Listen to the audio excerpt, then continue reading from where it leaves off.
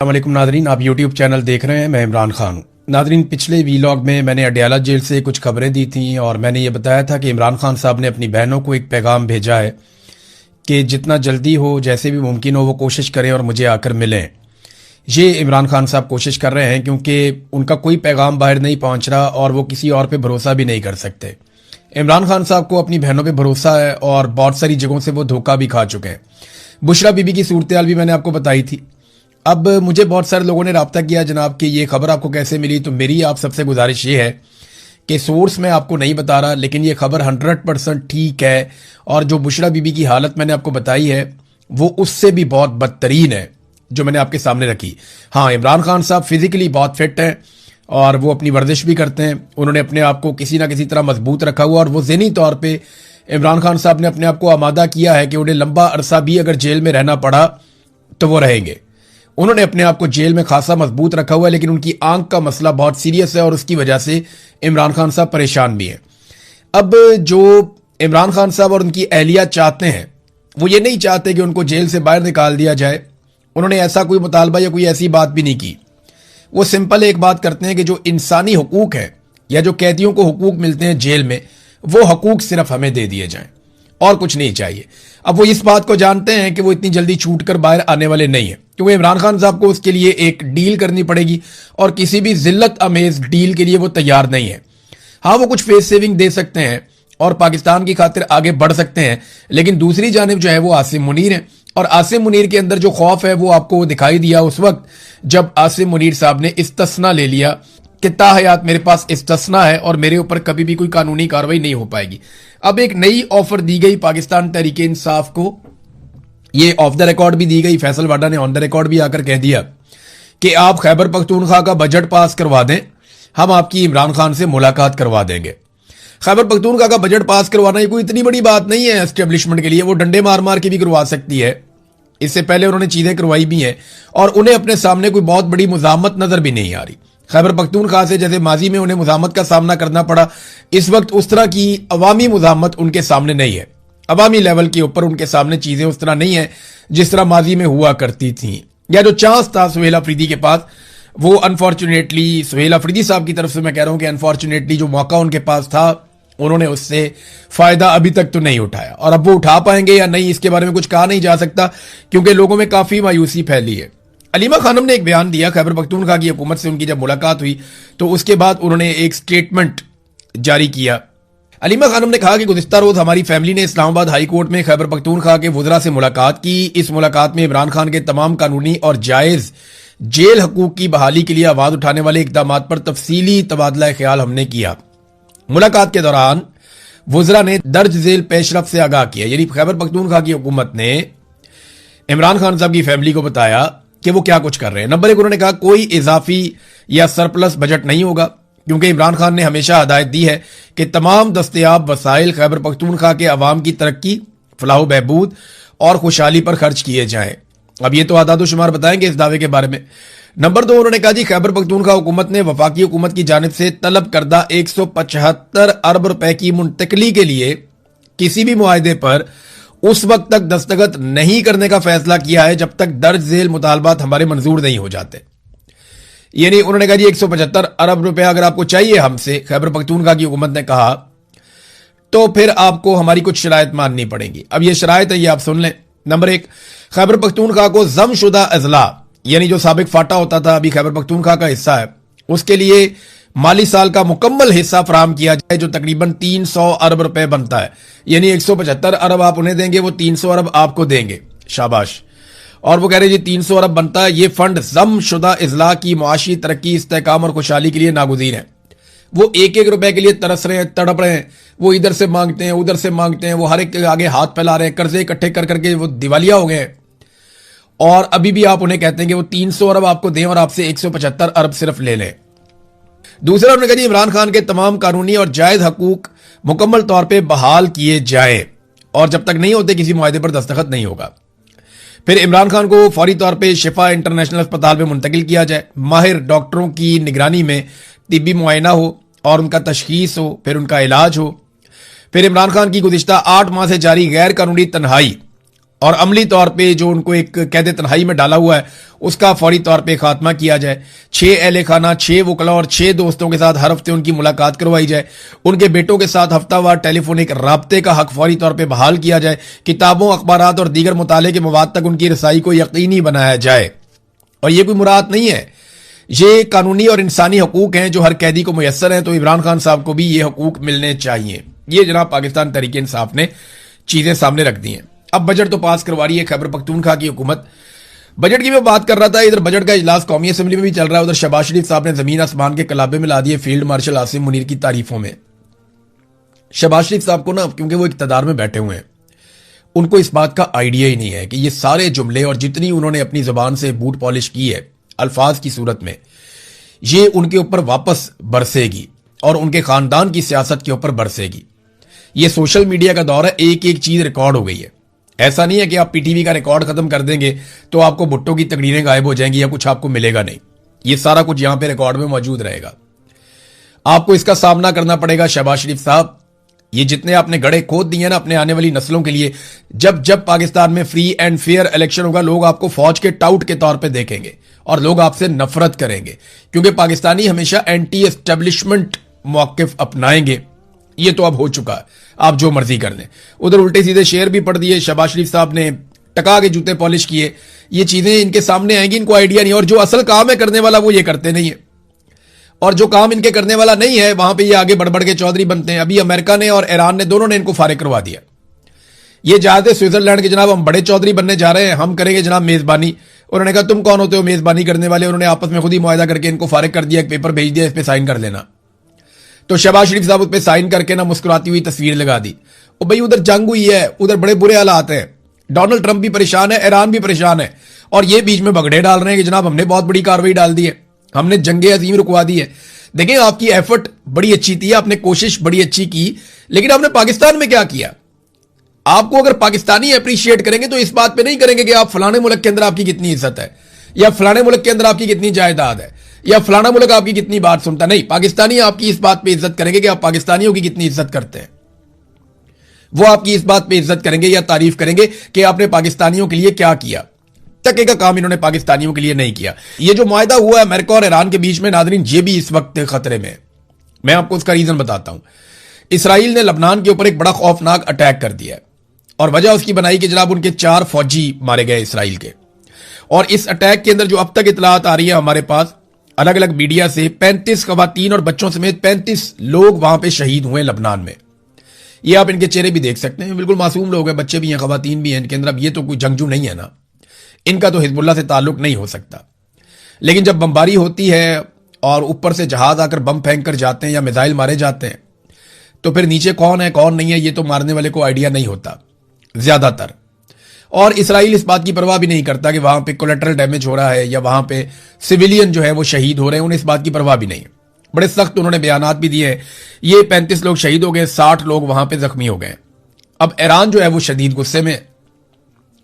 कुछ इतलात के मुताबिक ईरान ने वहां पे आबने हुर्मस की एक मरतबा फिर बंदिश भी की है, और अमेरिका को बड़ा सख्त पैगाम भी भिजवाया कि जनाब ये देखें, इसराइल जो है वो मुआहदे की खिलाफ वर्जी कर रहा है। हमारे मुआहदे का ये हिस्सा था कि इसराइल लबनान के ऊपर हमला नहीं करेगा, लेकिन बड़ा खौफनाक हमला लबनान के ऊपर किया गया। 35 लोग बच्चों और खवातीन समेत मार दिए गए। अब ईरानी फौज तैयारी कर रही है इसराइल पे हमले के लिए, लेकिन क्या अमेरिका दोबारा से लड़ेगा? इसका जवाब ना मैं आपको देता हूं। एक डॉक्यूमेंट छपा है, बाकायदा एक खबर है वॉल स्ट्रीट जर्नल की अमेरिका में। इस खबर के मुताबिक पेंटागन ने अमेरिकी पार्लियामान से मजीद पैसे मांगे, और पैसे उन्होंने मांगे हैं कि उनको जो खसारा हुआ ईरान जंग की मद में, उसको पूरा करने के लिए उन्हें यह पैसा चाहिए। यानी ईरान के साथ अमेरिका ने जो जंग लड़ी उसका नुकसान पूरा करने के लिए पेंटागन ने, यानी जैसे हमारे यहां पे जीएचक्यू है जनरल हेडक्वार्टर फौज का, इसी तरह वहां पेंटागन है अमेरिका में, तो उन्होंने अमेरिका की पार्लियामेंट से मजीद पैसा मांग लिया। यहां पे तो वजीर आजम दे देता ना पैसा, जैसे मर्जी वो खुद भी ले लेते हैं, लेकिन वहां पे पार्लियामेंट देती है पैसा। तो अमेरिकी पार्लियामान से जो उन्होंने पैसा मांगा वो 80 अरब डॉलर है। यानी इसका मतलब यह है कि अमेरिका को 80 अरब डॉलर का धचका लगा है। अमेरिका में महंगाई बहुत ज्यादा बढ़ गई है, वहां पेट्रोलियम मसनूआत की कीमतें बढ़ी हैं। तो क्या अमेरिका दोबारा से उस जंग में जाना चाहेगा जिससे उसने बड़ी मुश्किल से जान छुड़ाई है? तो मुझे ऐसा लगता है कि अगर इसराइल अपनी रविश से बाज ना आया और इसराइल और ईरान के बीच में ताल्लुकात खराब होते चले गए, तो एक वक्त आएगा कि डोनाल्ड ट्रंप को पीछे हटना पड़ेगा। और ये अब इसराइली अखबारात भी लिख रहे हैं। इसराइली अखबारात के अंदर मैंने 2-3 जगह पे मुख्तलिफ अखबारात में ये तबसरे पढ़े हैं कि इसराइल को अब ईरान के साथ तनहा लड़ना पड़ेगा, क्योंकि डोनाल्ड ट्रंप जो है उसकी हमायत इसराइल इस जंग की हद तक खो चुका है और डोनाल्ड ट्रंप अब खुलकर इस लड़ाई को लड़ने के लिए दोबारा नहीं आएगा। जितना नुकसान उसने उठा लिया वो बहुत दूर से आता है लड़ने के लिए, तो बार बार तो नहीं आएगा वो लड़ने के लिए। तो ये एक सिचुएशन है कि अगर तो इस मुआहदे ने बचना है तो अमेरिका को अब इसराइल से अपने आप को दूर करना पड़ेगा, डिस्टेंस करना पड़ेगा कि ये मुआहदा बचा रहे और ईरान और अमेरिका और जो पूरा खित्ता है वो अमन के साथ रहे। लेकिन इसराइल जो करेगा लबनान के साथ, उसके जवाब में ईरान जो करेगा इसराइल के साथ, वो एक चैप्टर ही पूरा अलग हो जाना चाहिए। देखते हैं क्या होगा, जो भी होगा हम आपके साथ इसको शेयर कर देंगे। तो नाजरीन, जहां पे इन्होंने काम करना चाहिए पाकिस्तान की हुकूमत वहां पे काम कर नहीं रही। जरा आप ये देखें ना, तालीम और सेहत के शोबे में पाकिस्तानियों के साथ पाकिस्तान की सरकार ने क्या किया, ये देखें। मैं आपके सामने 2 खबरें रखता हूं, ये दोनों के अंदर डाटा है। नंबर 1 तो आप ये देखें कि पाकिस्तान में जो तालीम के लिए बजट है फी कस, यानी एक आदमी की तालीम के ऊपर पाकिस्तान कितना पैसा खर्च करता है, उसका मवाजना कर लेते हैं खित्ते के तमाम ममालिक के साथ, यानी चाइना के साथ, भारत के साथ, श्रीलंका के साथ, बांग्लादेश के साथ, नेपाल, भूटान, सबके साथ हम कर लेते हैं मवाजना कि कौन कितना पैसा खर्च कर रहा है अपने लोगों की तालीम पर। चीन जो है वो अपने एक शख्स की तालीम के ऊपर $425 खर्च कर रहा है। $425 अच्छी खासी रकम है, यानी अगर आप पाकिस्तानी पैसों में देखें तो ये $1.25 लाख से ऊपर बनता है, $1.25 के आसपास। तो चीन अपने हर शहरी के ऊपर $425 खर्च कर रहा है। भूटान जो है वो $251 खर्च कर रहा है। भारत $114 खर्च कर रहा है, अच्छी खासी रकम है ये भी। पाकिस्तानी को 40,000 रुपया बनता है ऑलमोस्ट। तो ये भारत इतना पैसा खर्च कर रहा है अपने एक शहरी की तालीम के ऊपर। श्रीलंका जो है वो $78 खर्च कर रहा है, बांग्लादेश $56 खर्च कर रहा है, नेपाल $55 खर्च कर रहा है, और सबसे कम पैसा जो खर्च कर रहा है अपने शहरियों की तालीम के ऊपर वो पाकिस्तान है इस पूरे रीजन में, वो है $32। अंदाजा कीजिए कि चीन खर्च कर रहा है $425, इंडिया कितना खर्च कर रहा है $114, और पाकिस्तान कितना खर्च कर रहा है $32। पाकिस्तान के बाद नेपाल है, वो भी $55 फी कस खर्च कर रहा है, या फी बंदा तालीम के ऊपर वो $55 खर्च कर रहा है, और पाकिस्तान कितने $32। जब तालीम के ऊपर आपकी तवज्जो ही नहीं है तो आपने कौम क्या खाक बनानी है, जब तक आप नौजवानों को तालीम नहीं देंगे। और सबसे अच्छी रेशो नौजवानों की पाकिस्तान के अंदर है। पाकिस्तान में 65% आबादी नौजवानों की है जिनसे फायदा उठाया जा सकता था। बहुत बड़ी तादाद में नौजवान है, लेकिन तालीम के ऊपर पाकिस्तान सबसे कम पैसा खर्च कर रहा है। आज जरा हेल्थ के ऊपर कि हेल्थ पे पाकिस्तान कितना पैसा खर्च कर रहा है। चीन जो है वो अपने हर शहरी की हेल्थ के ऊपर $763 खर्च कर रहा है। $763 हर शहरी की सेहत के ऊपर खर्च कर रहा है। भूटान जो है वो $162 खर्च कर रहा है, श्रीलंका 134, भारत $85, नेपाल $84, अफगानिस्तान $59, बांग्लादेश $53 और पाकिस्तान $30। पूरे खित्ते में पाकिस्तान सेहत के शोबे के अंदर अपने शहरियों पे सबसे कम पैसा खर्च कर रहा है। हाँ, दिफा के अंदर घुसाई जाओ पैसा, अपनी अयाशियों के अंदर घुसाई जाओ पैसा, बड़े बड़े ताकतवर अमीर लोगों को जो है वो देते जाओ सहूलतें और टैक्स की छूट, लेकिन आम आदमी को कुछ ना देना। तालीम पे भी हम सबसे कम पैसा खर्च कर रहे हैं पूरे खित्ते के अंदर, और हेल्थ के ऊपर भी हम सबसे कम पैसा खर्च कर रहे हैं पूरे खित्ते के अंदर। अफगानिस्तान हमसे बेहतर है, भारत तो बहुत ही बेहतर है। अब नाज़रीन, एक और चीज मैं आपको बताता हूं, इनकी आप हरकतें देखें कि जहां पे पैसा नहीं देना वहां ये पैसा कैसे फेंकते हैं। आप ये देखें कि पीआईए, अभी इन्होंने कुछ अर्सा पहले पीआईए को बेचा, 10 अरब में उठा के इन्होंने पीआईए बेच दी। एक तो जितने की वो पीआईए थी उससे 10% कीमत में इन्होंने पीआईए उठा के बेच दी, आधे से आधे पैसों में इन्होंने पीआईए बेच दी। कितना मुनाफा दे दिया इन्होंने बड़े बड़े ताकतवर लोगों को। जितने का सिर्फ वहां पे स्पेयर पार्ट पड़ा हुआ था पीआईए का, उतने में उठा के सारी पीआईए बेच दी। जितने में पीआईए की 2 बिल्डिंगें जो हैं उनका पैसा उससे ज्यादा था, उतने में उठा के पूरी की पूरी एयरलाइन बेच दी। जितने की एयरलाइन बेची, इससे बहुत ज्यादा पैसा खर्च करके भी आप वो गुडविल नहीं ले सकते, वो रूट नहीं ले सकते जो पीआईए के पास थे। एक तो ओने पोने इन्होंने पीआईए बेच दी फौजी फाउंडेशन को, आरिफ हबीब ग्रुप को, फातिमा फर्टिलाइजर कंपनी को और लेक सिटी को। एकेडी ग्रुप को और सिटी स्कूल को। ये सारे के सारे मिलिट्री एस्टेब्लिशमेंट के चमचे खर्चे हैं। और एक तो बीच में उनका अपना इदारा भी है, फौजी फर्टिलाइजर कंपनी। तो एक तो पीआईए उठाकर उनको बेच दी और इतनी सस्ती बेच दी, और उसके बाद उन्हें 15 साल तक के लिए टैक्स में छूट दे दी कि जनाब 15 साल तक इनसे कोई टैक्स नहीं लिया जाएगा। अब आप अंदाजा करें, ये राणा मुदस्सर अली साहब की रिपोर्ट है। अगर आप इस रिपोर्ट को पढ़ें तो कायमा कमेटी बराए खजाना की रुदाद है इसके अंदर। उसमें पता यह चलता है कि पीआईए को 15 बरस के लिए टैक्स छूट देने की तजवीज ज़ेरे गौर आई है कि जनाब इनको 15 साल के लिए टैक्स की छूट दे दी जाए। यह नाजरीन पाकिस्तान के अंदर हो रहा है। अशराफिया लूट रही है, गरीब आदमी लुट रहा है। आपकी जेबों पे डाका डाला जा रहा है। आप 1 यूनिट बिजली इस्तेमाल करेंगे, 4 यूनिट बिजली के आप पैसे देंगे। पीआईए जो मर्जी करे, जो मर्जी खरीदे, जो मर्जी बेचे, जितना मर्जी मुनाफा कमाए, 15 साल तक आप उससे टैक्स ही नहीं ले पाएंगे। तो फिर बेचा क्यों? अगर आपने मुनाफा ही कमाना था तो आप कमा सकते थे उससे। ओने पोने बेच दी, टैक्स भी माफ कर दिया। तो बाकी जो एयरलाइंस पाकिस्तान में काम कर रही है उन सबको भी टैक्स माफ कर दो। उनका क्या कसूर है? उनका कसूर यह है कि उनकी मलकियत मिलिट्री एस्टेब्लिशमेंट के पास नहीं है। मेरी बात आप समझ रहे हैं?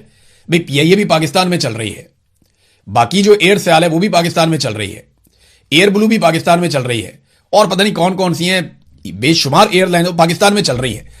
भाई अगर आपने पीआईए को टैक्स छोड़ दिया है तो बाकियों को क्यों नहीं छोड़ रहे आप? ये बाकी पीआईए का मुकाबला कैसे करेंगे? ये अब पीआईए एक प्राइवेट ऑर्गेनाइजेशन है। जब आप इसका टैक्स माफ करेंगे तो बाकी लोग जो मार्केट में मौजूद हैं वो इसका मुकाबला कैसे करेंगे? यही वो घटिया खेल है जो पाकिस्तान में खेला जाता है कि मिलिट्री एस्टेब्लिशमेंट जो भी कारोबार करती है उन्हें खास तौर पे टैक्स छूट मिल जाती है, उनकी मौजें लग जाती हैं। बाकी जितने लोग प्राइवेट काम करने वाले होते हैं उनका मुकाबला ही नहीं कर सकते। इसके ऊपर तो पूरी एक एपिसोड हो सकती है। बहरहाल ये हरकतें इनकी जानिब से जारी हैं। अब तक बिजली के बिल में कौन कौन से टैक्सेस लगाए गए हैं पाकिस्तानियों पे, जरा ये भी आप देख लीजिए। एक और बड़ी जबरदस्त खबर है, क्योंकि देखिए ना पीआईए को तो टैक्स छूट मिल रही है, आम पाकिस्तानी पे कौन कौन सा टैक्स लग रहा है ये जरा आप देखिए। नाज़रीन ये देखिए आप, बिजली के बिल के अंदर जो टैक्सेस हैं इनके जरा नाम सुने आप। महसूल बिजली, बिजली की कीमत, general sale tax, income tax, फाजिल टैक्स, मजीद tax, RS tax, fuel price adjustment पर general sale tax, fuel price adjustment पर मजीद टैक्स, फ्यूल प्राइस एडजस्टमेंट पर फाजिल टैक्स, फ्यूल प्राइस एडजस्टमेंट पर income tax, fuel price adjustment पर इजाफी टैक्स, फ्यूल प्राइस एडजस्टमेंट पर excise duty, fuel price adjustment पर आरएस टैक्स, और इसके अलावा लेवियां अलग। ये नाज़रीन पाकिस्तानी टैक्सेस दे रहे हैं बिजली के एक बिल के ऊपर, और उधर पीआईए खरीदने वाले अरबों खरबोपति लोगों को टैक्स माफ किया जा रहा है। ये नाज़रीन सूरत हाल है। नाज़रीन अफगानिस्तान ने पाकिस्तान के ऊपर ड्रोन हमले किए हैं। अफगानिस्तान की गवर्नमेंट ने यह दावा किया कि यह हमले उन्होंने दाइश के खिलाफ, दहशतगर्दों के खिलाफ किए हैं और पाकिस्तान की सरजमीन के ऊपर किए हैं। ये हमले जो हैं बलूचिस्तान में चमन के करीब हुए हैं, और दूसरी खैबर पख्तूनख्वा में बताया जा रहा है कि वहां पे हमले हुए हैं। अफगानिस्तान का कहना है कि उन्होंने दहशतगर्दों पर अटैक किया, जबकि पाकिस्तानी फोर्सेज का कहना है कि उन्होंने हमले नाकाम बनाए हैं और अफगानिस्तान ने हमारी सरहदों की खिलाफ वर्जी की है। दोनों ममालिक एक दूसरे पे इसी किस्म के इल्जामात लगाते हैं। मेरे ख्याल में दहशतगर्दी को कुचलना दोनों ममालिक की रिस्पॉन्सिबिलिटी है। अपने अपने शहरियों को दहशतगर्दी से बचाना दोनों ममालिक की जिम्मेदारी है। तो इसके लिए दोनों को कोऑर्डिनेशन के साथ काम करना चाहिए, और वही फार्मूला जो इमरान खान ने कहा कि पाकिस्तान, अफगानिस्तान और मकामी कबाइल मिलकर एक एतमाद साजी पैदा करें और दहशतगर्दी को जड़ से उखाड़ कर फेंक दें। यह है असल तरीका। वरना पाकिस्तान अफगानिस्तान के अंदर अटैक करता रहेगा, अफगानिस्तान पाकिस्तान के अंदर अटैक करता रहेगा। और यह नई चीज है कि अब अफगानिस्तान के पास खुदकुश ड्रोन मौजूद हैं।